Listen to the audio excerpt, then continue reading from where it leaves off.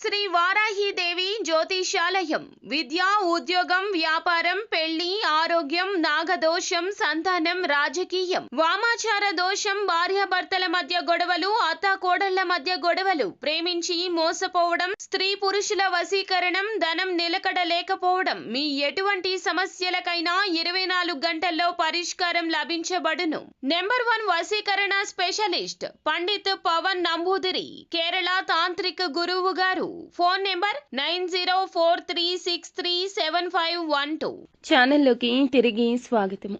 ఒక భయంకరమైన విషయం తెలుస్తుంది. ఏమిటి ఆ విషయం? ఏం జరగబోతుంది ఈ రోజున? ఎటువంటి ఫలితాలు పొందుకోబోతున్నారు అనే వివరాలు ఒక్కొక్కటిగా వీడియోలో తెలుసుకుందాం. వీడియో నచ్చితే తప్పకుండా ఒక చిన్న లైక్ చేసి మమ్మల్ని సపోర్ట్ చేయండి. ఆలస్యం వద్దండి, వీడియోలోకి వచ్చేద్దాం. ఈ రాశి జాతకులు మేలు చేసిన వ్యక్తులను మర్చిపోకుండా గుర్తు ఉంచుకునే తత్వం ఎక్కువగా ఉంటుంది.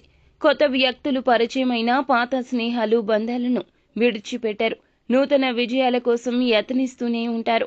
కాస్త కోపాన్ని ఎక్కువగా ప్రదర్శిస్తుంటారు. ఇది వీరి బలహీనత.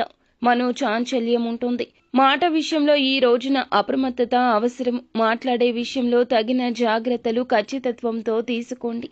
మీరు ఎప్పుడూ ఖాళీగా కనిపించరు. ఏదైనా సాధించాలనే పట్టుదల ఉంటుంది.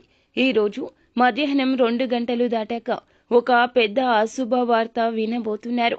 ఏ ఆదాయ మార్గం ద్వారా డబ్బు వస్తుందో దానికి సంబంధించిన ఒక భయంకరమైన వార్త రాబోతుంది. ఉద్యోగ పరంగా కానీ, వ్యాపార పరంగా కానీ, మీరు ఉన్న రంగాల్లో ఏ విధమైన వార్త అయినా కావచ్చు. ఒక కీలక ఆదాయ మార్గం త్వరలో మూసుకుపోబోతుంది. అశ్రద్ధ వహించొద్దు. జాగ్రత్తలు తీసుకోండి. కుల వృత్తులు చేస్తున్న వారు అయినా సరే, ఎటువంటి వ్యాపారాలు చేస్తున్న వారికైనా సరే, ఉద్యోగాలు చేస్తున్న వారు అయినా సరే, ఈ రోజున జాగ్రత్త తీసుకోండి. మీరు మాట్లాడే విషయంలో, చేతల విషయంలో, తీసుకునే నూతన నిర్ణయాల విషయంలో మీరు చాలా జాగ్రత్తగా ఉండండి. ఇక ధనం విషయంలో, పెట్టుబడుల విషయంలో కూడా అప్రమత్తంగా ఉండండి. ₹1 పెట్టుబడి పెట్టినా కూడా అది నష్టం కిందకే జమ అయిపోతుంది. ఇక లక్ష్మీదేవి యొక్క అనుకూలత లేదు కాబట్టి డబ్బు విషయంలో అప్రమత్తత అవసరము.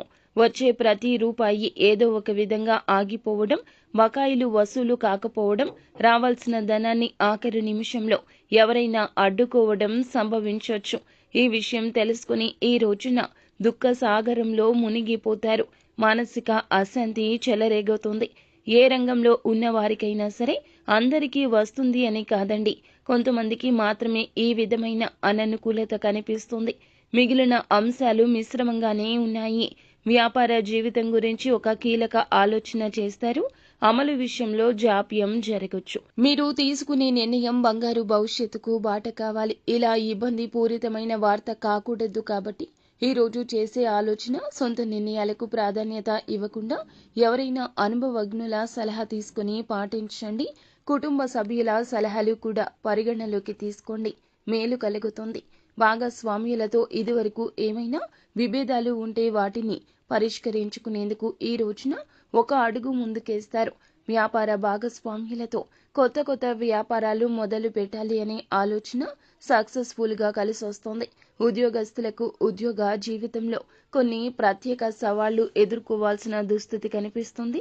వాటిని అధిగమించి ముందుకు సాగడానికి దైవ బలం ఖచ్చితంగా తోడుగా ఉంటుంది. ప్రతిరోజు ఇష్టదైవ నామస్మరణ చేసుకోవడం, ఆరాధన చేసుకోవడం మరచిపోవద్దు.